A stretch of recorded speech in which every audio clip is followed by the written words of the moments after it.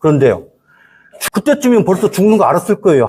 정리할 일이 태산 같은데, 그리고서 2번이나 그 아픈 몸에 전화를 걸어가지고 자기 삶을 정리하려고 했다면은, 저는 한영조라고 하는 인간은 적어도 유교 유학에서 가르친 것처럼, 선비처럼 그렇게 지식뿐만이 아니라 살려고 노력했다. 자, 그러면은 사람 죽으면 끝나는가요? 예, 여러분 반갑습니다.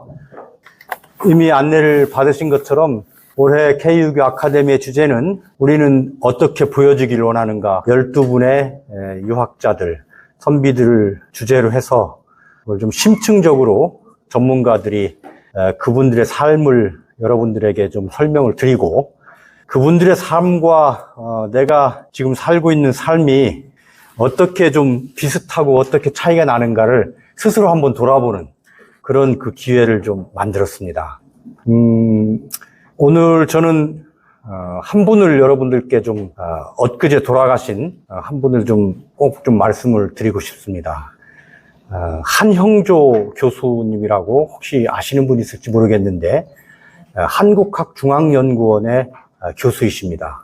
65세로 엊그제 돌아가셨는데 참 안타깝죠. 나이로 봐서는 지금 한참 활동할 시기인데, 특히 우리 유교 유학계에서는 굉장히 그 앞으로 큰 일을 지금까지도 많이 해왔고 앞으로도 많이 할 수 있을 거라고 이렇게 생각을 하는 그런 분인데 안타깝죠. 그런데 제가 더 안타깝게 생각하는 것은 저하고는 1년 반 정도밖에 같이 일을 안 해봤습니다. 저는 그분을 그 전에 알지를 못했어요.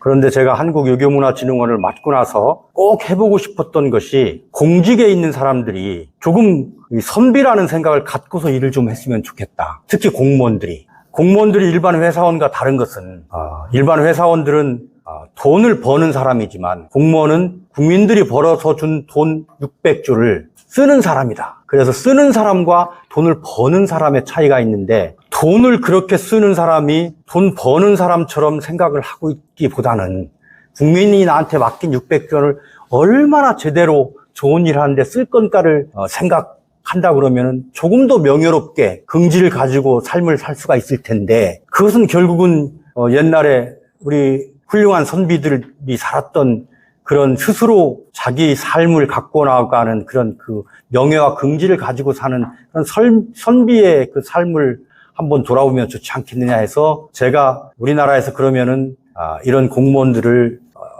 제일 잘 얘기를 해줄 수 있는 분이 누구냐 했더니 다 이구동성으로 한영주 교수래요. 그런데 이분이 정말 제가 감동받은 것이, 유교는 신학문이라고 주장을 합니다. 그러면서 유교가 왜 신학문이에요? 2500년 전에 나와서 다 고리타분하게 생각하고 있는데, 그렇죠? 그런데 이분은 유교는 신학문이다. 그럼 이렇게 주장을 합니다.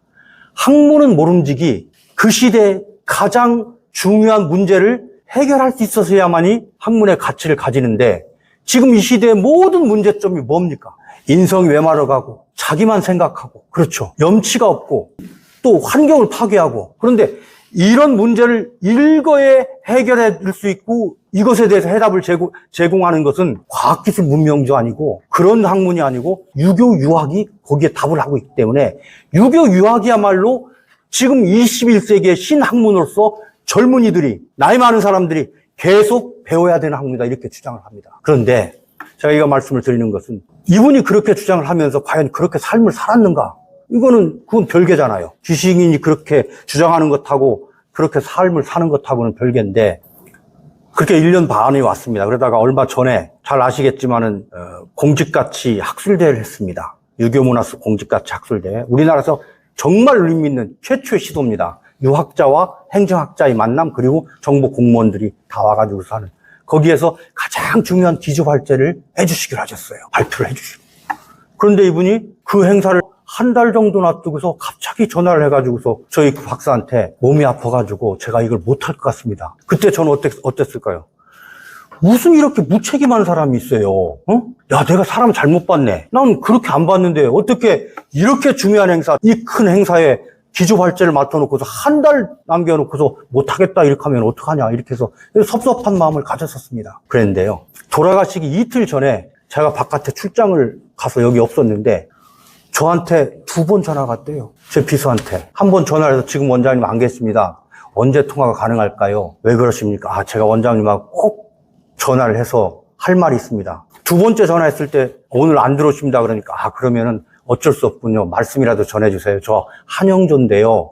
이렇게 큰 행사에 소임을 맡아놓고 나서 제가 그걸 제대로 책임을 완수하지 못하는 것 같아서 제 입으로 꼭 원장님하고 통화를 해서 죄송하다는 말씀을 드리고 싶었습니다. 이러는 거예요.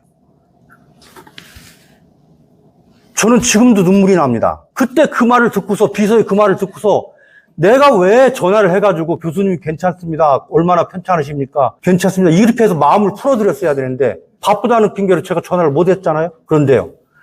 그때쯤이면 벌써 죽는 거 알았을 거예요. 정리할 일이 태산 같은데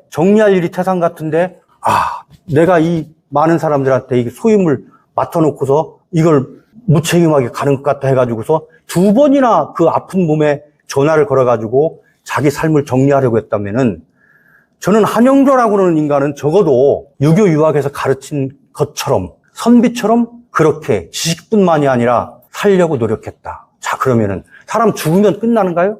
지금 여기서 나오는 박팽년, 이제 여러분들이 앞으로 우리 공부할 중봉, 조헌, 월남 이상제, 이분들 다 돌아가셨어요. 돌아가셨는데 죽은 사람의 삶을 지금 100년 뒤에, 몇십 년 뒤에, 몇백 년 뒤에 우리가 왜 되살립니까? 그건 결국은 사람은 죽어서도 죽지 않고 기억 속에서 남고 계속 우리 후손들한테 어떻게인가 보여진다는 거죠. 그러면 한영조라고 그러는 인간은 우리한테 어떤 인간으로 보여질까요?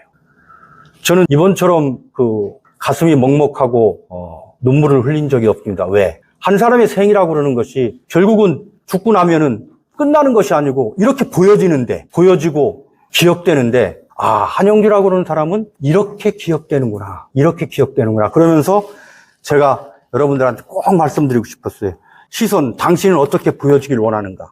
남의 얘기가 아니고 내가 지금 어떻게 살고 내가 이 삶을 마무리했을 때 내 자식한테 어떻게 보여지고 내 친구한테 어떻게 보여지고 이것은 우리가 지금 삶을 사는 큰 의미라고 저는 생각합니다. 비록 율곡루나 퇴계로나 이런 것처럼 돌아가시고 나서 땅과 산에다가 이름을 남길 정도로 훌륭한 인물은 안 됐을지언정 적어도 주변 지인들한테 내 자식들한테 참 따뜻한 분이었어. 인간적으로 잘 살려고 노력했던 분이었어. 이렇게 기억되는 것은 적어도 우리 모두가 한번 꿈꿔야 될 그런 삶이라고 생각하면서 그런 의미에서 지금 우리 한국유교문화진흥원이 우뚝 선 분들을 여러분들한테 보여드리는 것은 그분들의 삶과 우리의 삶을 지금이라도 한번 비교해서 내가 한번 다시 어떻게 보여질 것인가 라는 걸 생각하게끔 하지 않냐 이렇게 생각을 합니다. 그런 의미에서 이번